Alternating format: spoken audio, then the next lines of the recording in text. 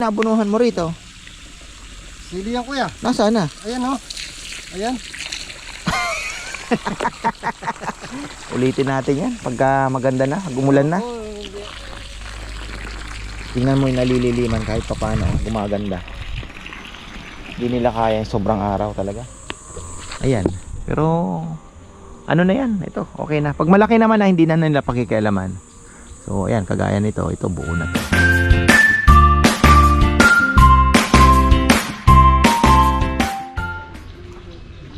Uy, ayan, isang magandang buhay mga ka-farmer. Ayan, bago na ang camera natin. Nagpaalam na po yung luma. So ayan, medyo natagalan ang upload natin. Grabe, 7 months lang nagamit. Pero ayun, nagamit naman ang gusto. Sulit naman. Pero ayun, nag-ano pa rin po kami ng warranty. Kaya lang, ang ganda naman ng item. Kaya lang, problema talaga dito sa Pilipinas ay ang warranty ay ano lang, clickbait. Sabi ko nagbabaka sakali lang ako kasi pasok pa sa 1 year eh. Sabi nila 1 year daw eh, wala namang nabasag, wala namang ano. Pero ganoon pa man mga ka-farmer eh, email na lang daw ang GoPro. So ganoon ang mangyayari. So ayan, update tayo. Paparonda muna tayo. Ayan, didili. Mayroon pa rin akong hulog. Ito si Ponpon, kaya tinatali mga ka-farmer. Makulit. Alam nyo, kahit nakasako na yung basura, basurera yan eh, talagang yung dugo niya naandyan pa rin. So update tayo sa ating mga halaman na ano. Umpisa natin sinamdokmay. Sinamdokmay po ay hindi pa naglalabas. Malaki ang tsansa na bulaklak po, may maglalabas ng bulaklak. Pero sana, kasi kaya na yan, kaya niya ng maano yan, buuin. Kumbaga mabubuo na yung ano. Ito binungkal ko na po ito. Ayan, didilig. Kongkong nagdidilig, ayan. Paronda muna tayo ng ating mga baby naps. Yung mga baby birds natin. Wala na tayong breeder. Nakahiwalay na. So magpaparonda tayo. Uy, healthy ang ating mga ibon. Lipad na kayo. Hindi ko pa naayos yung aking mga web clocking, pero alagang-alaga naman yan mga ka. Uy, ayaw mo lumipad. Kulit mo ha. Meron pa dito sa loob. Ayan. Labas kayo, labas. Magpaaraw kayo. Oh. Si Papa nyo nga tapos ng mag-jogging. Ayan, nag-jogging na po tayo mga ka-farmer. Kaya lang nagkakaroon ako ng shin splints na tinatawag. Kailangan palakasin yung leg siguro. Kaya hindi ko dire-diretso yung takbo. Dito mayroon pa, pero ayun.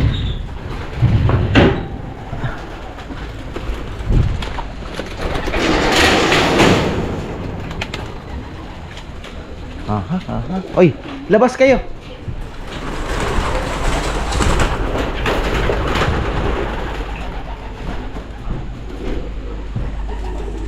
Pilay oh. Akin ba to? Oo. Akin ba? I'm not really sure. BBC. Ito, bikangkang talaga yan. Pero ito pilay eh.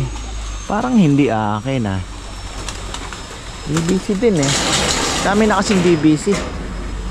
Ayan. So labas na tayo. Mamaya sila pakainin. Ang ganda ngayon ng appetite nila. Sabi ko kay Kongkong, kuha na uli ng oregano. Yan, si Rambo binigyan mo na rin ng ibon. Si Kongkong meron na din yan. Yung mga pangmalakasan natin, meron na din siya. Patay na. Yan. So ayun mga ka-farmer, kanina ay kahapon tinatawag ko si Chuchay. Naandyan po si Chuchay. Alam niya pa po yung pangalan niya. Sinabag ko sa Chuchay, lumingon siya. Tapos tinitingnan ako yung nag-ano yung tenga niya. So ayun, nakakalungkot. Pero kailangan pong ilipat dito dahil unang-una may barako dito. So sabi ni Dodong na ano na daw, na stud na siya. So sana mga anak ano. Sabi ko nga sa kanya, dalawa naman yan, si Becky at si ano. So yung unang anak sa'yo, yung pangalawa ay akin. Basta hati tayo ng hati. At least wala naman na po akong ano, at the same time hindi naman natin binenta yung baka. Kasi alam niyo na naging party na din kung po pwede nga lang mga farmer na ano, 'di ba? Kaya lang wala talaga kaming space na doon sa likod. Napapagod na rin po si Rambo, although hindi naman nagrereklamo, nakikita ko. Minsan nawawala yung magnanay na ando na sa kabilang malayo na nararating. Minsan magme-message si Sana, yung asawa ni Poroy, o si Chuchay na andito. So mas delikado po. One time hinahanap namin, akala ko nanakaw na. So at least dito ito nakabakod, secure na secure po sila diyan. Kaya yun, sa mga naghahanap po kay Chuchay, nandito na po sila sa kabila, sa kabilang bakod. Kay lupa po ni Engineer Bailon. Kaya wala tayong dapat ikatakot diyan. So ayun. Tapos ito, didilig. Buti na naman to ng ano kaya ang magandang paraan? Ako po, naglagay na naman ng Kong, hinay-hinay sa abono. Na, hinay-hinay sa abono, nalulusaw na yung mga pananim. Ito, oh. Patay na naman.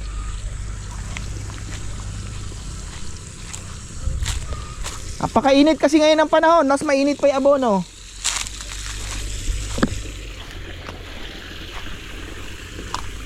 Dapat ka yung mas maganda pa nga yung pag yung binungkal natin yung gilid, yung mga tae muna ng kalabaw. Dali ko kahapon mo, kuya. Ha? Dali ko kahapon. Ano nadali? Tama ako to. Na? Ay, yung isang na ano? Ganda na nun. Kaya nga nalulusaw. Ito 1414, okay lang. Triple 14 lang to, kuya. Hindi, pero ano yan ha? Yung linagay kong kulay ano dyan, kuya, sa mga ano mo, sili, yung dating sili. Yung ano, tira ko dun sa... Baka masyadong mainit yan, delikado. Ito, konti lang, kuya.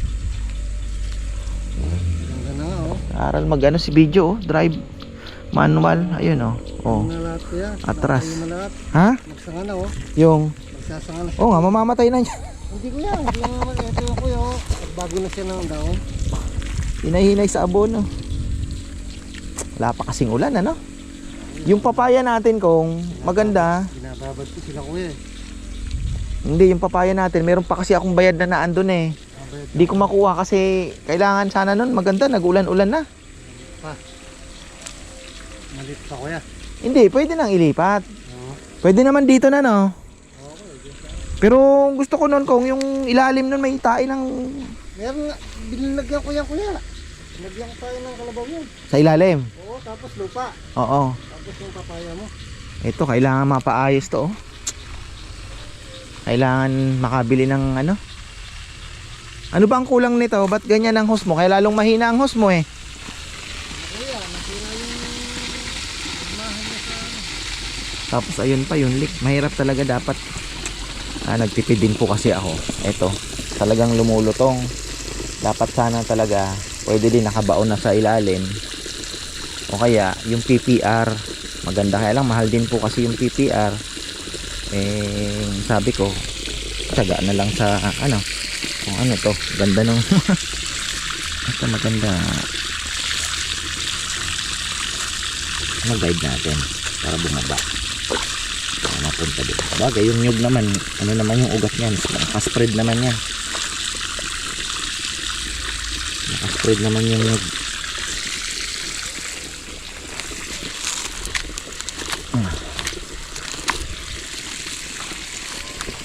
Ito kailangan na namang lagyan ng ano, tatlo na yung nyug na nadali. Ito ata payat din tong isa, no? Hirap ng nyug dito sa Pampanga. Pangarap ko yan eh. Pinipilit kong sanang magka ano, bunga na yung mulberry, oh.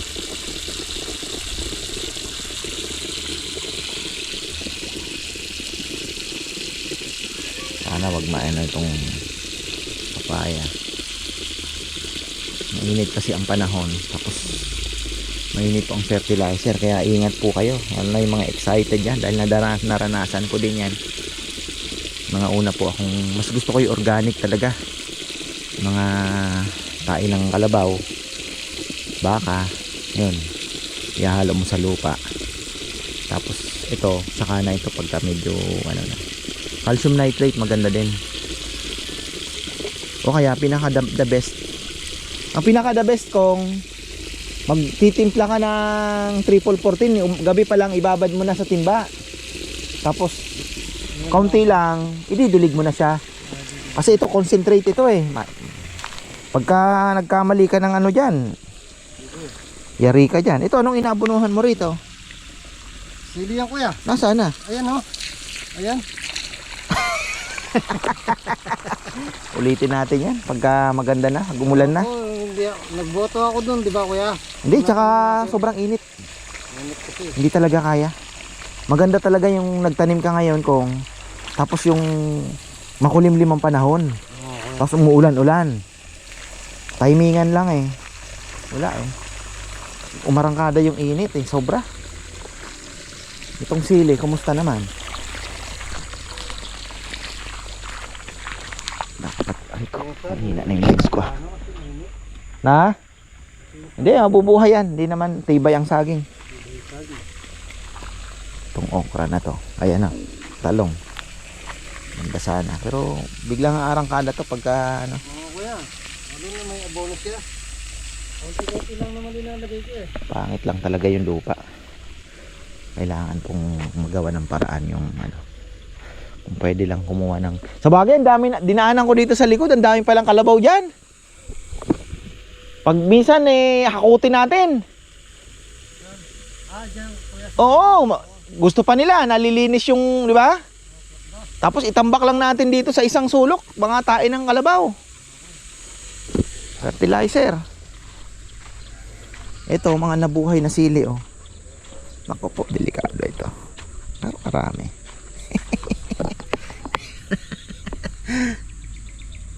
Sabi nung sili, tama na. Sana wag naman kasi medyo mainit talaga eh. Ang inaabangan ko itong ano namin, itong saging na yan mga farmer, kasi yung mga saging na yan latundan. So hopefully magkaroon tayo ng latundan uli. Magpapalagay pa ako dyan, oh, yung sa mga sulok dyan, kahit pa isa-isa. Doon sa may pader lang naka ano ng kaunti, pwede naman yan eh, maximize natin. Wala na munang kalabasa. Kung kalabasa pwede doon, lagay tayo doon kung hindi pa naman, pero mostly baka ano natin to, pagkatapos po nito, kung maganda naman ang panahon, i-push na natin yung ano ni Bebe project niya, kasi ano naman yan eh, sabi ko nga, it is worth taking a risk naman, the risk, pero kasi nga for business naman po, hindi naman for luho lang na ano, 'di ba? For business siya eh. Sabi ko may iba namang income, 'di ba? Kaya naman ilusot. So ayun, tiyaga-tiyaga lang. Pero ito muna, ayan, napakaabangan niyo po sa ano, gumagawa na ng bakal, next vlog sa kabilang channel. Ito singit lang ito, at binubuhay ko po yung itong kabilang channel na to, at ano naman, sayang naman yung ano nga, hindi pa namin napapasyalan ni Bebe yung sa orchids po, kaya lang na andun sila nagtatrabaho, mga bakal. So happy ko saka na muna. Maganda sana kung dito pwede din naman. Bang galing ni video manual yan nagda-drive na husay ni video.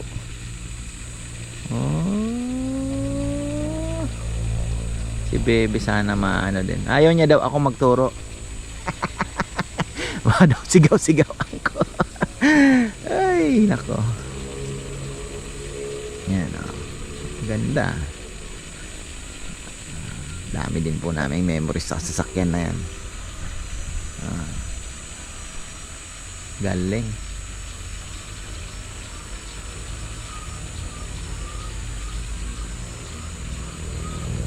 Galing talaga ni Kuya magturo So ayan mga farmer, naghahati daw kay ano, hanap na lang ako ng connector nito, at malaki-laking hose siguro, para naman mabilis-bilis yung ano ng tubig. Tapos ayan, di uno, Ayan, hahanap din tayo ng ano yan. Atid ako kay Rowan. May pasok si Rowan ngayon. Ayan po yung update natin. Oh. Sarap ng araw. Papaya, sana naman wag madali. Pero ayan, alagaan na lang sa dilig. Madilig ng ano.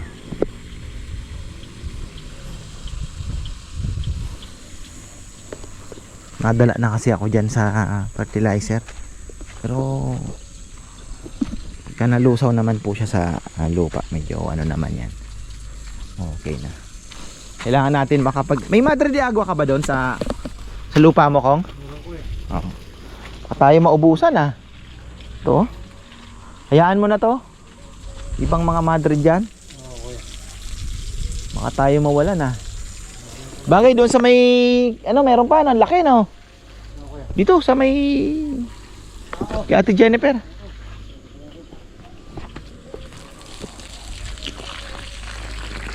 Tingnan mo yung nalililiman kahit papaano, gumaganda.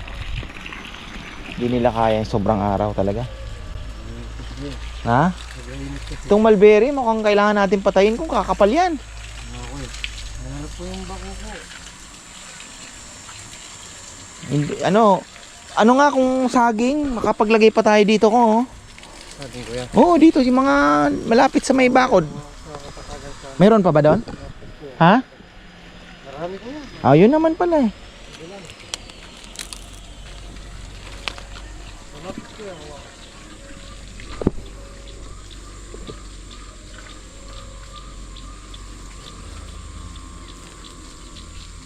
Nagpasukan na naman yung pinaronda ko. Tamad. Yan pati doon sa ano ko yan. Ha? Mamaya natin nakita ko din. Bubugawin ano? Tamad eh. Bagay mainit na pero sabi na naman ang araw oh. Di ba umulan kahapon? Sa may daanan, inulan pero hindi dito. Yun, umulan? Oo, sa may bandang Mexico.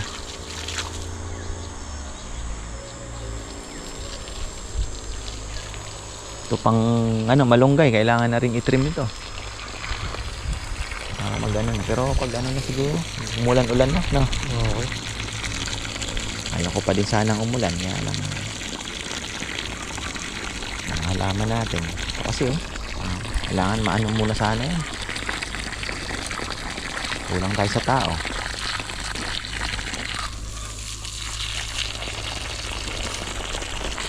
Namatay din halos yung mga sili, no? Yung tare, isang tray, no? Meron din natira ko yan. Hindi kaya yan. Meron din namatay. Hindi kaya yung init talaga. Mainit lang. Pala si Jimmy, sabi niya hindi ka pa magtatanim, hindi pa umuulan dito kahit isang beses, sabi niya sa bundok daw, wala pa.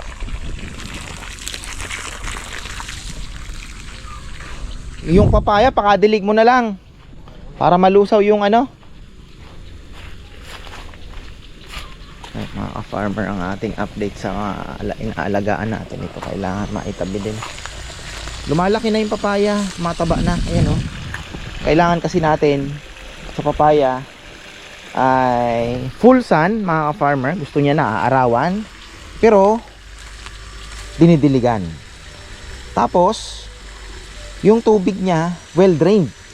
Hindi po pwedeng nag-i-stay yung tubig at mabubulok naman ang kanyang katawan. Maselan po sa tubig yan. Matakaw sa tubig pero maselan sa tubig. Parang kontra, pero ganun po talaga. Matakaw siya sa tubig pero ayaw niya nung nabababad. Ibig sabihin, pag dinilig mo dapat moist lang matitira, kumbaga. Tapos dilig ka na naman. Ayaw niya po ng babad.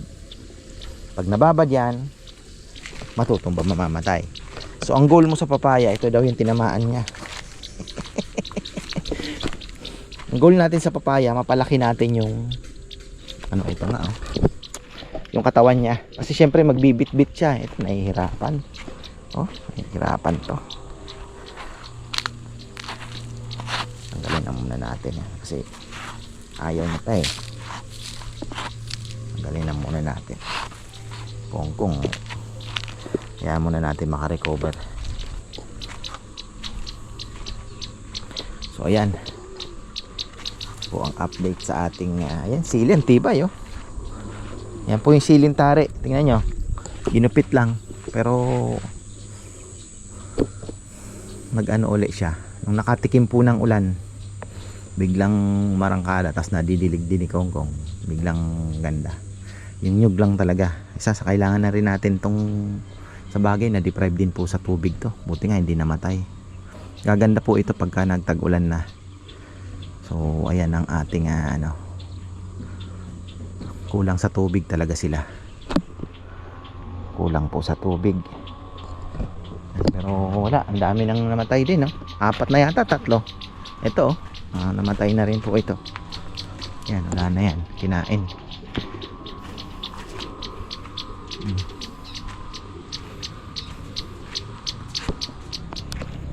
Ayan, oh. Tapos bago tayo magtapos, pakita na natin yung update. Same lang yan.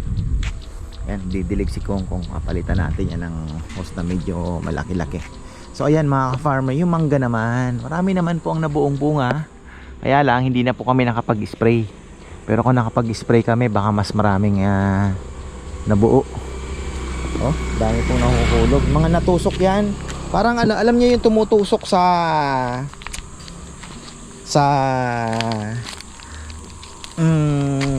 ampalaya. Same din to, same din ang sa mangga. So tutusukin po nila yan para maglagay ng itlog.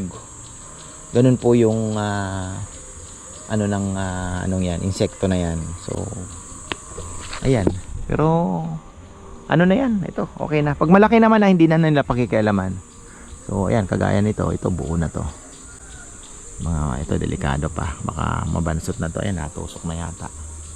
Ayan na, nag-ano na, iba na hugis eh. Oh, ayan, malalaglag yan. Ito, okay na. So mabilis lang po yan lumaki. Siguro after a week makikita nyo, pwede nang ipag ano na, ano yan, manggang hilaw. Asim yan mga farmer, maasim. Tapos yung dito, ayan, yung talbos gumaganda-ganda na. Dinidilig to ni Papayam. Tapos yung mga sili natin na tare, ito na. Ayan yung mga siling tare natin. Nadidilig naman to araw-araw. Kaya ano, dito na actually kumukuha ng pangsisig eh. Hindi na ako nakakalimutan ko nang bumili. Pero ayan, kailangan natin atang bumili ah. Wala, ubos oh. Yung mga boys malakas din sa sili. Tapos pakita ko din yung tinanim kong, kaya lang malas talaga ako eh. Kasi gusto ko pong magkasiling ano. Dito din natin tatanim yun. Sili na bird's eye.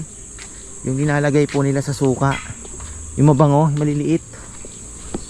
Meron akong nabili sa ano, nung kami, Pangasinan, mura eh, 120 1/4. Marami na. So pinili ko na yung mga hinog. Nung umalis kami papuntang Dumaguete,